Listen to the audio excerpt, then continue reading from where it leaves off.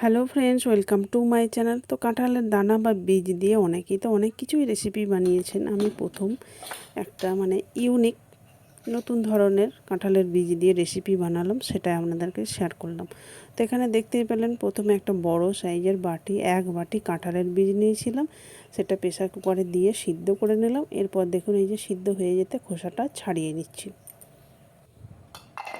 এরপর একটা মিক্সিং জারে নিয়ে এটাকে আমি পেস্ট করে নিলাম।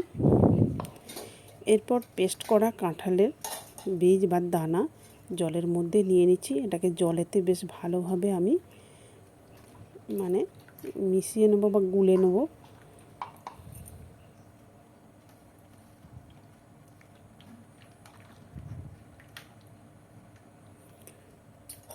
এরপর এটাকে আমি ছেঁকে নেব। অন্য একটা পাত্রের উপরে ছাঁকনি দিয়ে দিয়েছি। ছাঁকনির উপরে এই মিশ্রণটা ঢেলে দিলাম। এতে যে এক্সট্রা দানাগুলো আছে বা যদি খোলা থেকে থাকে, তাহলে সেইগুলো কিন্তু ধরা যাবে। তো দেখুন, এই যে হয়ে গেছে।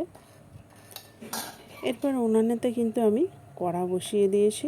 দেখুন, কড়া গরম হলেই দিয়ে দিলাম সর্ষের তেল। তো সর্ষের তেলটাও ভালো মতো গরম হলে মাছের মাথা আমি আগে থেকেই ধুয়ে লবণ হলুদ মাখিয়ে রেখে দিয়েছিলাম, সেগুলো দিয়ে দিলাম। ঢাকা দিলাম, তেল যাতে ছিটকে গায়ে না লাগে। তো মাছের মাথাগুলো উল্টে পাল্টে আমি দুদিকে উল্টে বেশ ভালো করে গোল্ডেন কালার করে ভেজে নেব। তো যে যেখান থেকে বসে আমার ভিডিওটা দেখছেন, প্রথম থেকে শেষ পর্যন্ত দেখার অনুরোধ রইল। এরপর দেখুন, মাছের মাথাগুলো আমার ভাজা হয়ে গেছে, তুলে নিলাম। সেই তেলের মধ্যে দিয়ে দিলাম ফোড়নের জন্য সম্বরা হাফ চামচ, শুকনো লঙ্কা, একটা তেজপাতাকে 2 টুকরো করে দিয়ে দিলাম। এরপর দিয়ে দিলাম কুচানো পেঁয়াজ। একটা বড় সাইজের পেঁয়াজকে আমি একদম ছোট ছোট করে কুচিয়ে নিয়েছিলাম, সেটা দিয়ে দিলাম।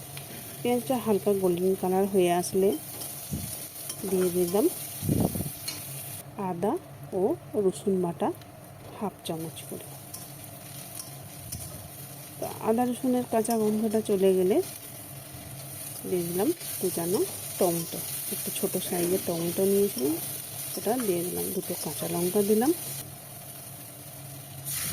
এরপর দিয়ে দিলাম আগে থেকে সিদ্ধ করে রাখা কাঁঠালের বীজ বা দানা মিশ্রণটা। দিয়ে দিলাম লবণ, হলুদ, আর দিয়ে দিলাম ভাজা জিরে গুঁড়ো, আর গরম মশলাও দিয়ে দিলাম অল্প। চাইলে আরও অন্য কিছু মশলা অ্যাড করতে পারেন। তো সব কিছু ব্যালেন্স রাখার জন্য হাফ চামচ আমি মিছরি গুঁড়োও দিয়ে দিলাম। মিছরির পরিবর্তে আপনারা চিনি দিতে পারেন। এরপর দিয়ে দিলাম সেই ভেজে রাখা মাছের মাথা দুটো।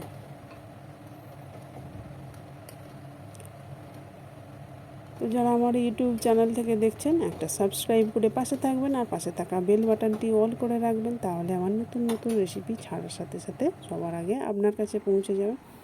দেখুন, হয়ে গেছে। এরপর নামিয়ে নিলাম। তো এখন ধনেপাতার তো সিজন নেই, আমার হাতের কাছে কিন্তু থাকেনি, তাই দিলাম না। যদি আপনাদের হাতের কাছে ধনেপাতা থেকে থাকে তাহলে দিতে পারেন, আরও কিন্তু সুন্দর হবে। বিশ্বাস করুন, রেসিপিটা বানিয়ে যখন বরকে খেতে দিলাম, সে বুঝতেই পারলো না এটা কিসের ডাল। প্রথমে বলছে মুগ ডাল, তারপর বলছে ছোলার ডাল দিয়ে হয়েছে। এতটাই সুন্দর হয়েছিল। বাড়িতে অবশ্যই একবার হলেও বানিয়ে দেখুন। কেমন হলো কমেন্ট করে জানাতে ভুলবেন না। আর ভালো যদি লেগে থাকে লাইক, কমেন্ট, শেয়ার করে দেবেন বন্ধু বান্ধব, আত্মীয় স্বজনদের মধ্যে। ভিডিওটা শেষ পর্যন্ত দেখার জন্য অসংখ্য ধন্যবাদ। তো কাল আবার পরবর্তী ভিডিও নিয়ে হাজির হয়ে যাব আপনাদের কাছে।